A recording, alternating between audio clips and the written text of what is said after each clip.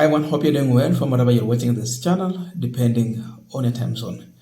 Now, after the demolition of the business belonging to Kiambu Governor Kimani Wamatangi, it seems like the war is not yet over.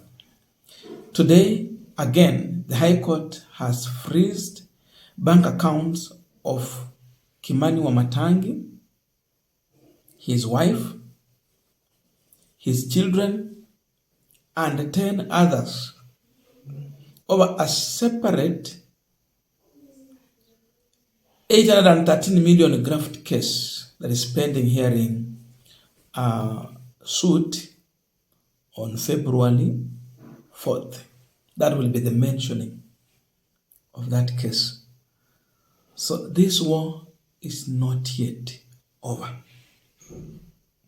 One question that I've been asking myself, really, is it true that the government is fighting corruption using such case like the one for Kimani Wamatangi, or there could be other reasons? That's the question we are asking here today. And then what will follow after this? Remember, it's the governor. Now the case. Then what next? There are big, serious issues here that I would want us to look into as far as the situation for Kimani Wamatangi is concerned. But before we go deep into that, I have been running a program here since yesterday to try and raise funds to help a needy student to get back to school. So far, we have raised 4,900. The required fees is 12,000. The other requirements, uniform and other stationaries, actually at the school, is about 7,000. So that is making it 17,000. I want to thank everyone who has sent in their support, but I would want you to listen to the case shortly. Then we'll be getting back to the discussion. And if you are in a position to help, kindly do so through my number 0708 34 0092. 0708 34 0092. The name is Charles Inangungwa, and it will be good once we keep on supporting. Send an amount that you can afford, be it 50, be it 10 bob, be it 100, be it 1,000, be it 5,000. Even if you're in a position to just sort out the whole issue, 12,000, it will be again good. Leo nimetembelea hii jamii. Huyu ni mwanafunzi ambaye alikuwa amekuja kuniona nyumbani na akawa ameeleza mambo yake kuhusu mambo ya school fees. Nikamwambia ni vizuri nikuje nione basi mzazi wake nyumbani, alafu kisha nijue kuna shida gani na kunaenda namna gani. Kwa hivyo leo nimewatembelea leo na wakawa wamenieleza mambo ya school fees ndio shida kubwa walikuwa wako nayo. Sasa kwa hivyo ningependa labda baba yake tuambie majina yake, alafu tawaambia labda kunaenda namna gani. Kwa hivyo angalia kamera. Mimi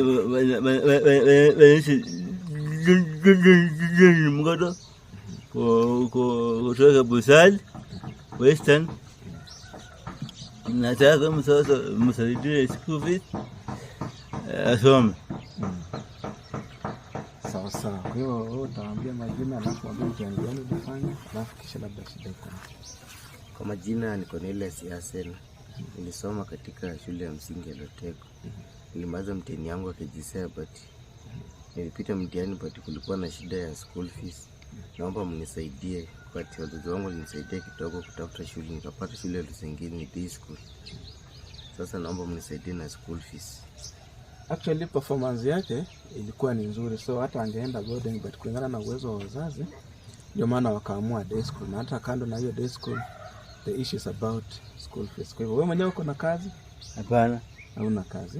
Kwa hivyo ni kibaroto labda kutafuta kitu kidogo ya watoto kupata ile cha kutumia. Na pia hayuko peke yake, kuna wenzake pia ambao wako shule. Kwa hivyo niliangalia yale makaratasi nikapata ile school fees ya day school ni 12,000 ile inafaa alipe, na pia nikaangalia yale mahitaji mengine, uniform, vitabu na nini, ni kitu karibu 7,000.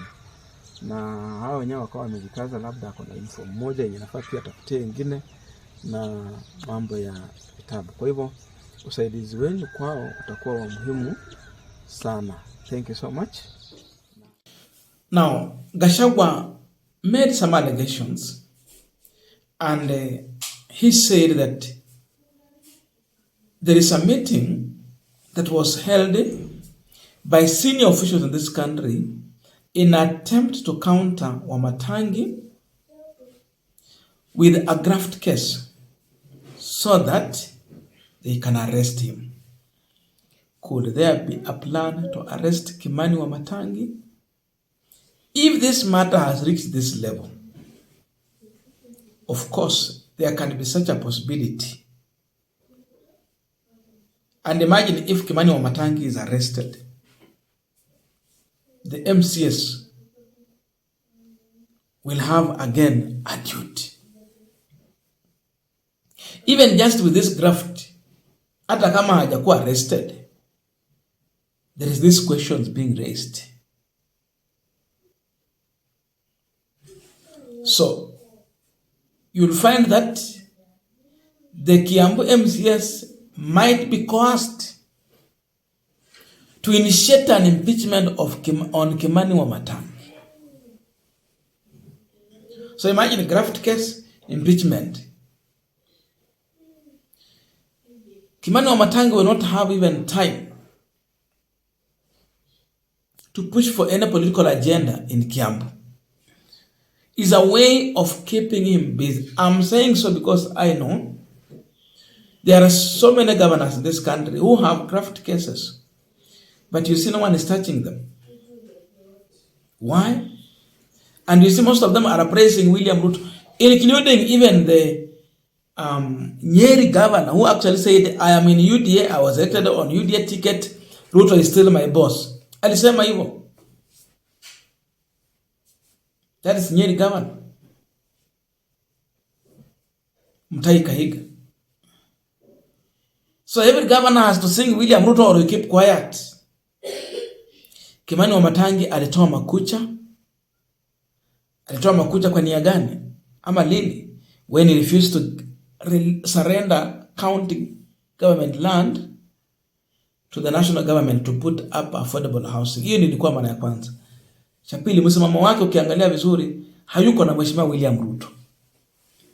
If Kimani Wamatangi can get to any church tomorrow and sing hallelujah Hosanna UDA, this case will be shelved.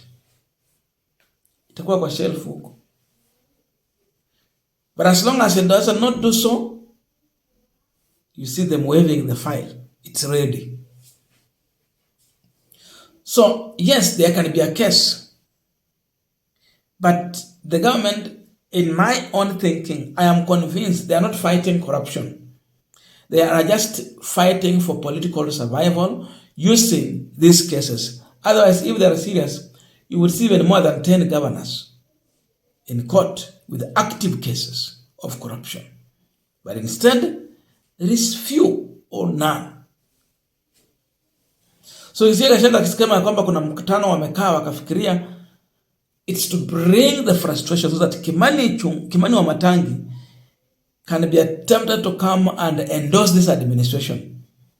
Najua tumefika mahali sasa Ruto has to use every means also.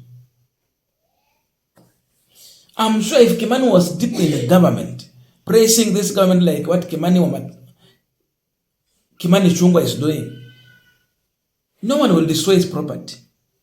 No graft case will be in the court today so much active. But because he is not, then they have to deal with him.